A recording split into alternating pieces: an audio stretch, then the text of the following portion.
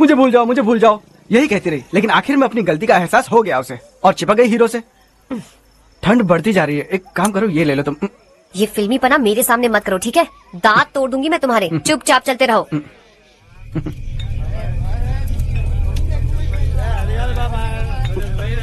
हर्ष चला। तुम लोग जाओ, मैं 10 मिनट में आता हूँ। ठीक है।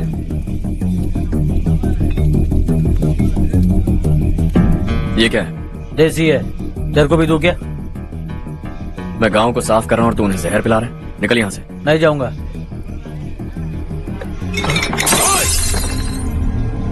ये शशि भाई का ठेका है। इधर आ। मैंने पूछा ये क्या है, किसका है नहीं पूछा। जिंदा रहना है कि नहीं तुझे?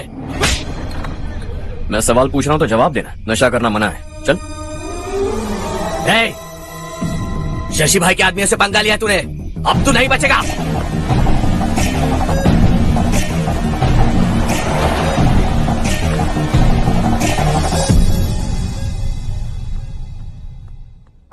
बेटा, ये तुमने क्या किया? वो शशि के आदमियों से झगड़ा मोल लिया? वो लोग सड़क पर गंदा काम कर रहे थे तो मैंने उन्हें समझाने की कोशिश की। वो लोग समझने वालों में से नहीं है बेटा। 25 साल पहले रवि नाम का एक लड़का था, वो भी तुम्हारी तरह नेक ही था। इसी गांव में रहता था, इसी घर में रहता था। इस गांव के लिए वो कुछ अच्छा करना चाहता था। उसके सर पर जुनून सवार था। जब से हमने होश संभाला है तब से यहाँ आस पास में कई ऐसे गांव हैं जिनकी तरक्की कभी नहीं हुई। उन गांव की तरक्की के लिए वो बेचारा बाहर गया, मेहनत से पढ़ाई की और एक बढ़िया नौकरी हासिल कर ली रवि ने। इस गांव की हालत देखकर विचलित हो गया था वो। रोज एक गांव घूमकर आ रहे हो रवि, आखिर तुम्हारा इरादा क्या है? मैं किसी भी शहर में जाकर काम करके तरक्की कर सकता हूँ, लेकिन हमारे साथ साथ हमारे गांव की भी तरक्की होनी बहुत जरूरी है। यहीं रहकर इस गांव के लिए कुछ करने की बहुत इच्छा है मुझे। हम खेती बाड़ी करना चाहते थे, पर ठीक से यहाँ बारिश भी नहीं होती थी। इस गांव का गुजारा करने के लिए कुछ न कुछ करना जरूरी था। तभी उसने एक दूध की डेयरी खोलने का फैसला किया। लेकिन विश्वनाथ राव के दारू के ठेके से लोग दारू पीकर धुत रहते थे। लोगों को बर्बाद होता देख रवि एक दिन विश्वनाथ राव को समझाने चला गया, लेकिन उससे कोई फायदा नहीं हुआ। रवि तो बस इतना चाहता था कि लोग दारू का नशा छोड़ दें और गांव की उन्नति में हाथ बटाएं। उसने लोगों को बहुत समझाया कि गांव की तरक्की होगी तो लोगों की जिंदगी में कितने बदलाव आएंगे, और रवि की मेहनत रंग लाने लगी। गांव में बहुत बदलाव आए, गांव तरक्की की ओर बढ़ने लगा। रवि ने हमारे सारे ठेके बंद करवा दिए। गांव में सब लोग हंसी खुशी काम पर जा रहे हैं और वो हीरो बन गया। ऐसा ही चलता रहा तो वो सबका लीडर बन जाएगा। उसे रोकना होगा, किसी भी तरह रोकना होगा शशि।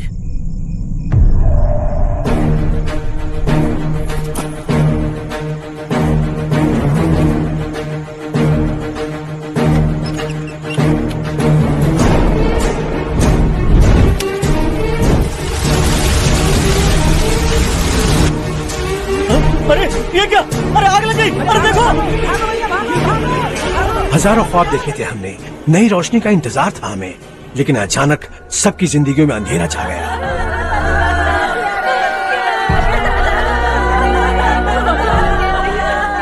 ये क्या किया तूने?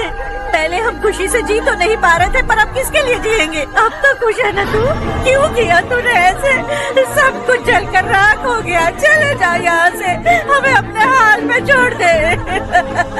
उस वक्त हुए हादसे को लेकर गांव वालों ने हमारे रवि पर बहुत सारे इल्जाम लगाए। पूरा गांव गलतफहमी के अंधेरे में खो गया। डेयरी में मरने वाले लोगों का इल्जाम रवि के सर मढ़ दिया गया। पुलिस वालों ने रवि की एक बात नहीं सुनी और रवि को गिरफ्तार कर लिया। हमारे रवि को जेल हो गई। रवि जेल से बाहर तो आ गया, लेकिन उसका दिल पत्थर सा बन गया। इस हादसे की वजह से उसने गांव और हम सब से रिश्ता तोड़ लिया और हमेशा हमेशा के लिए हम सब से दूर चला गया। उसके जाने के बाद ये गांव अंधेरे में ही जी रहा है बेटा। इस गांव वालों की सारी उम्मीदें मर चुकी हैं, लेकिन जब से तुमने इस गांव में अपने कदम रखे हैं सब कुछ बदल सा गया है। तुमसे बहुत उम्मीदें हैं। गांव वालों की उम्मीदों पर पानी मत फेरो। मेरी बात सुनो बेटा, अगर तुम्हें कभी कुछ हो गया तो हम गांव वाले तो जीते जी ही मर जाएंगे बेटा। बहुत देर हो चुकी है बेटा, जाओ सो जाओ।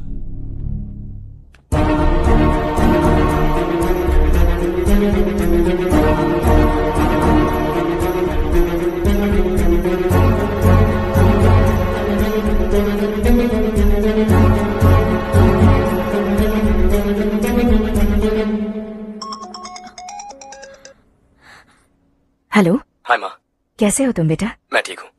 वैसे कहाँ से कॉल कर रहे हो तुम? पापा हैं घर में। हाँ यही है। उनसे बात करोगे? एक मिनट।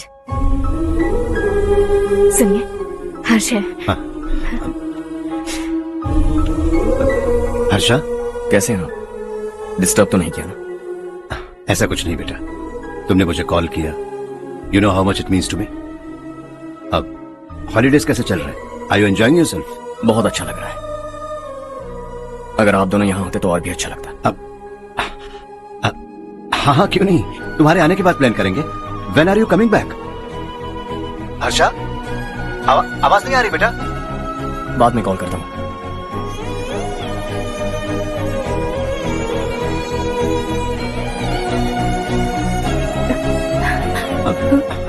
हॉलीडे पर जाना है हमारे साथ।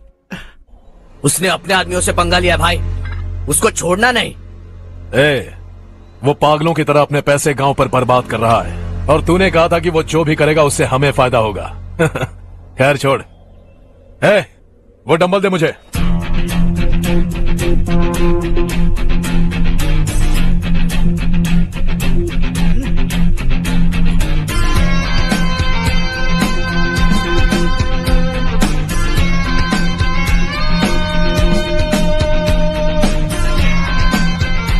आउटडोर जिम तो सही है बॉस। यार एक सेल्फी लेते हैं। फिटनेस अवेयरनेस होनी चाहिए। कल तूने मेरे आदमियों से झगड़ा किया ना? जानता है ना ये मेरे आदमी है। इन्होंने आपका नाम बताया? तुम्हारा नसीब अच्छा है रात को बच गए, अगर हाथ में आ जाते तो पता नहीं कितने टुकड़े करता है। तेरा नसीब अच्छा है जो इन लोगों ने आकर मुझे बताया। अगर ये लोग चाहते ना तो वहीं तेरा गेम बजा देते। जरा इन लोगों के डोले शोले तो देख। तुझे मसल के रख देंगे। मैं भी तो वही चाहता। भाई फोन। हाँ भैया। शशि, मुझे मिनिस्टर के पोस्ट से हटा दिया। मैंने बहुत कोशिश की लेकिन कुछ नहीं हुआ। मैं यहां से गांव के लिए निकल रहा हूं। देखते हैं क्या करना है। ओए, हम जल्द मिलेंगे। तुम्हारी तकदीर बनकर सही वक्त पर फोन आ गया। Lucky boys.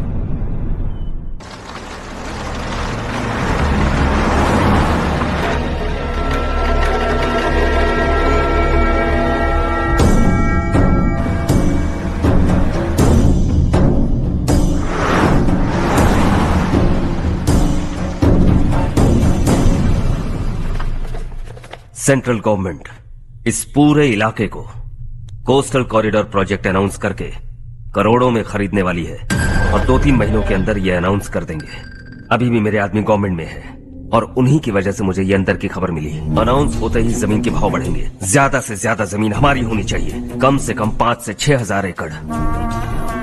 किसानों को 10 या 20 हजार देकर उनकी जमीनें हड़प लो। अगर किसी ने नाटक किया तो उसे काट कर फेंक दो। ऐसा मौका बार बार नहीं आता शशि। इस बार हमें लाखों करोड़ों बनाने हैं।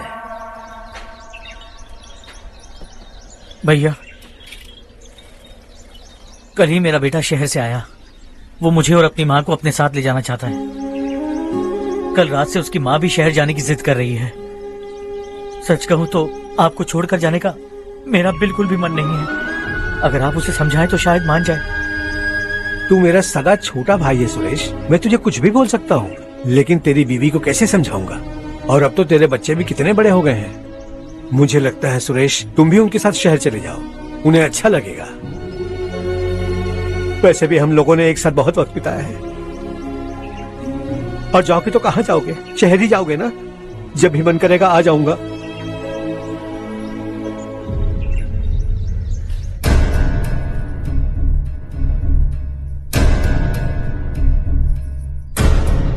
माँ, ये वाले कपड़े भी रख दो। शहर में ये पुराने कपड़ों की क्या जरूरत है? अरे मैं कुछ भूल रही हूँ क्या? ऐसे ही वहाँ चुपचाप क्या बैठे हुए हो? जाओ राजू की मदद करो।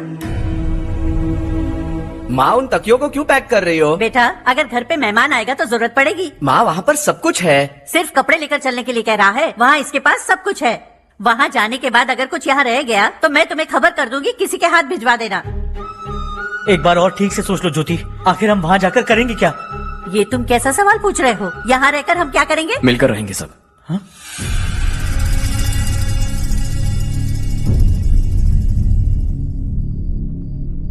अपने खुद के गांव में आराम से रहिए। सच कहूं तो शहर जाने की खुशी के अलावा आप भी नहीं जानते आपको क्यों जाना है। इस उम्र में वहां जाकर कुछ नया नहीं देखने मिलेगा। बस चारों तरफ बड़ी बड़ी इमारतें होंगी। यहां से कुछ 4 घंटे ज्यादा बिजली मिलेगी, लेकिन आपको दूसरों की भलाई सोचने वाले 4 नए लोग नहीं मिलेंगे।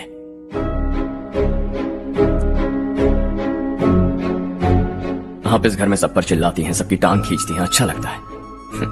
आपकी वजह से घर में रौनक है, लेकिन आपके वहां जाने के बाद ना आपको बोलने में मजा आएगा, ना हम सबको सुनने में।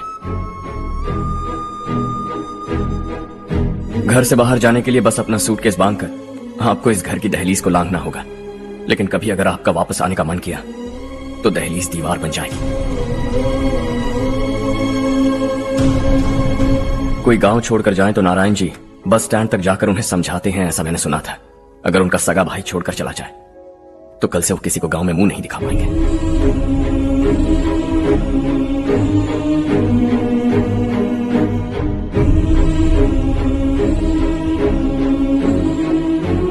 शहर में सेटल होकर माँ बाप की देखभाल करना चाहते हो, इट्स रियली नाइस, लेकिन उनके माता पिता समान भैया भाभी से उन्हें अलग कर रहे हो तुम। अगर ये लोग यहीं रहे तो हर वीकेंड आकर तुम इन्हें मिल सकते हो। रात को बस पकड़ो तो सुबह तुम यहां पहुंच जाओगे, लेकिन अगर वो तुम्हारे साथ आए तो ये तय है कि तुम साल में एक बार भी अपने गांव नहीं आओगे। दोनों भाई 40 सालों से एक साथ रहते आए, 40 years, that's really something। देखते देखते ये और 40 साल एक साथ रहेंगे। इन्हें जुदा मत करो, दिल टूट जाएगा।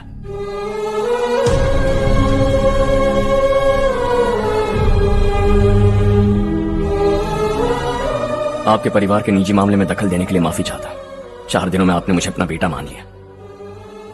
बस सबको खुश देखना चाहता।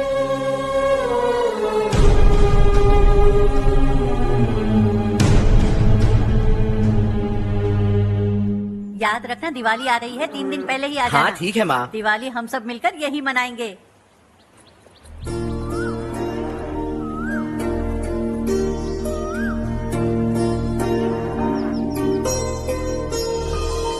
सुमति दीदी कैसी हैं आप? ठीक हूँ, तुम कैसी हो? मैं ठीक हूँ। तुम्हारा कोर्स खत्म हुआ? हाँ खत्म हो गया। नमस्ते जी। नमस्ते। सब्जियों को नए तरीके से उगाने की टेक्निक सिखाने आई हूँ। आइए। और मुझे मेहंदी भी चाहिए सुमति दीदी, जिसे लगाते ही मेरे हाथ लाल हो जाए। मैं चाहती हूँ मेरा पति मुझसे बहुत प्यार करे। जितनी मेहंदी चाहिए उतनी ले लो। वैसे भी हम ये जगह खाली कर रहे हैं। कल हम गांव छोड़कर हमेशा के लिए शहर जा रहे हैं। लेकिन क्यों दीदी, वो भी अचानक? कल ही इस गांव में एक मिनिस्टर आया है, उन्हें ये पूरी जमीन चाहिए।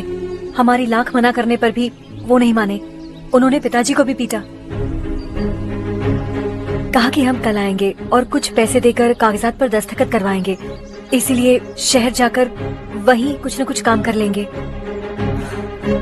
तुम्हें जो भी चाहिए ले जाना चारो।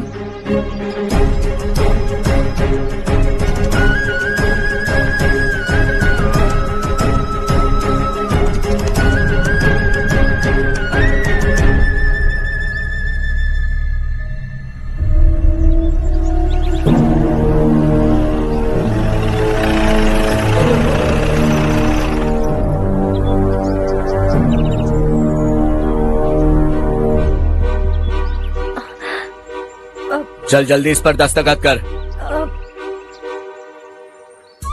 इनके पति मरने से पहले तुम्हारे साथ पले बड़े होंगे। तुम शायद उन्हें अच्छी तरह जानते हो। वो ऐसे इंसान थे जो हमारे लिए सरहद पर शहीद हो गए। हम तो वैसे भी इनके लिए कुछ नहीं कर पाए। अब इन्हें सरकार से अपने पति की बदौलत कुछ पैसे मिल रहे हैं जीने के लिए। तुम इनका जीने का सहारा छीनकर किसी और को देना चाहते हो। निकलो, चल जल्दी कर, हमें जाना है। जरा बच्चों को अंदर ले जाएंगे। मैं यहाँ नया आया हूँ और मुझे इनके बारे में सुनकर दुख होता है। तू तो यहाँ सालों से रह रहा है, फिर भी तुझ में इंसानियत नहीं बची है।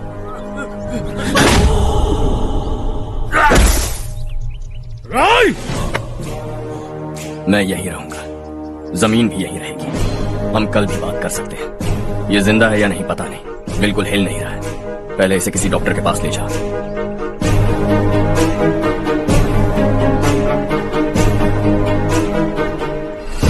कौन है वो? इस गांव में हमारे आदमी को मारने की हिम्मत किसमें है? गांव में एक लड़का आया है, इस गांव को अपनाकर खुद को हीरो समझ रहा है। गांव में सारे बदलाव उसी की वजह से हैं। लगा था वो एक पैसे वाला सिर फिरा है, पता नहीं था कि एक दिन हमारे लिए खतरा बन जाएगा। दिमाग खराब हो गया है। कोई लड़का इस गांव में आकर तुम्हारे ही सामने सब कुछ करता जा रहा है और तुम तमाशा देख रहे हो। वो जहां भी हो उसे तुरंत पकड़कर यहां लाओ। मैं सबक सिखाऊंगा उसे।